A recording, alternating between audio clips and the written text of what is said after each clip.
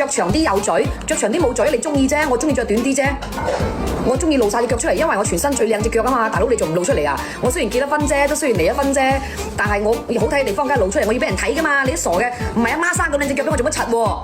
係咪先？你哋都係啊，該有地方露出嚟啊！大佬露邊個睇你啊？露嘅時候撲街隻波抌到落街啊！你睇啊！你睇埋佢啦！你使咩人點睇你啫？你自己中意露咪露咯！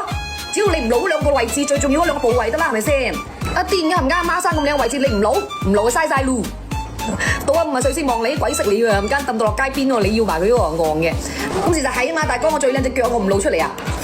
係啊，冇所謂，其實你點樣着唔緊要，你最緊要自己中意得㗎啦，你唔使問人哋啊好唔好睇啊！你如果咁啱問咗一個唔中意你嘅風格，啲人佢肯定話唔好睇嘅話，佢肯定話唔好睇嘅話，只需要你自己中意就得啦，唔使人哋中意，大哥，你自己習慣就可以了。你是為你而活，你是穿給你自己看，你係着俾自己睇，你覺得你着咗你開心啦，咁就足夠啦已經。